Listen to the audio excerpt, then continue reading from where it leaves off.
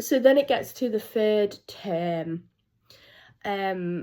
I basically retrieve another unit that is part of the facilitation practice, and I get an okay grade. It's like a 60. I then end up doing a high school placement, which is pretty bad from day one. Although I was happy to initially be placed in the high school because it was a big choice for me, it was a difficult placement. The school wasn't very nice. The supervisor actually announced that I had extra time and reasonable adjustments in front of another student, which then gave them leverage to use against me. I had a student turn around and say that I couldn't have my own opinion because of my mental illness. There were a lot of issues. And then halfway through the term, I get an email from the course leader asking me to come in for a meeting. He doesn't have the courtesy to say why he wants to see me. He just says come in. So I basically press him, and I swear to God, there was like a back and forth between me and him for about 10 emails long, because he wouldn't tell me why he wanted me to come in. Eventually I was able to squeeze the truth out of him, and he admitted that he wanted to talk to me about a break in studies. Couldn't do that via email. No, he had to come in and see me. He wanted me to come in and see him. And that felt very underhanded. Why wouldn't you just be upfront about it? Anyway, I explained to him I wasn't interested at that particular point.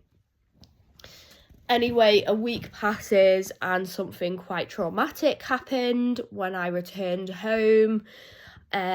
So I was a mess from that point forward, basically. And also because of that horrible email exchange between me and the course leader, I just had this little voice in my head saying I couldn't do it and I'd never be capable of doing anything. And then also my supervisor also tells me I failed the placement halfway through without even marking me fully or anything like that. So it was pretty frustrating. I did not end on good terms with that supervisor. I later, when there was an investigation, they were deemed not to be at fault in any way, shape or form, apparently. So yeah, that wasn't great. So yeah, it was a horrible term. And then on the last day, the course leader, who was also marking me for the MIF facilitation, wanted a meeting for me. And the first thing he goes is, well, I haven't passed you. So that means, you're not going to be able to continue on the course because you haven't passed all the units. So anyway, I have a bit of an argument with him. And I'm like, well, I want to apply for not reasonable adjustments, mitigating circumstances. He's like, well, go for mitigating circumstances, but he in no way helps me whatsoever with that. And he said to me at one point, don't think of it as only 3 marks off passing, you failed. That was his words. I'm not even joking. So yeah, that was really difficult. Then there was a retreat in Devon. I was determined I was still going to go to that retreat no matter what. As far as I'm concerned, I worked hard that year. I had paid my fees in full. There was no reason why I shouldn't be allowed to not go on that retreat. So I do. Anyway, we settle in, allocated our rooms. Another student kindly did that. And then I'm walking to my room and this thing of a course leader hisses at me. He is so hostile. Him and the deputy during that retreat were pretty hostile to me, because the deputy, I'm sat with a group of students and she goes, hi Sabra, like that, in that tone, as if to say, oh, how come you're here? I had a perfect right to be there. Anyway, I didn't cause any trouble. I just did the activities that they prescribed to us, if that's what you want to call it. Yeah, but it was not easy. What should have been a nice few days was made horrible because of them. That was not nice. Anyway, I was really quick submitting the mitigating circumstances form. I think I submitted it within like that weekend, within 2 days after being told I wouldn't be allowed.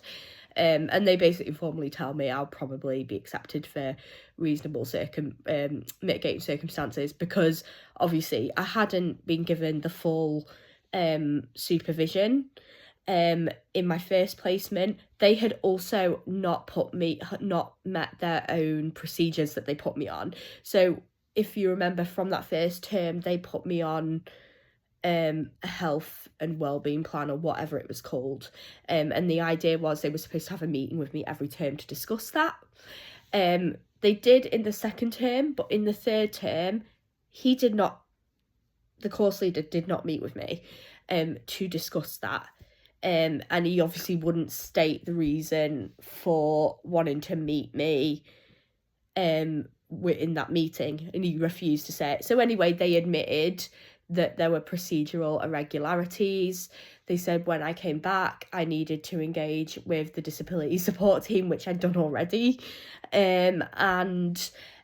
Also, I had to produce medical evidence on my return to studies. My return to studies took ages to come through. I think I submitted it on the 1st day of July, and I don't think I received the contract, until November.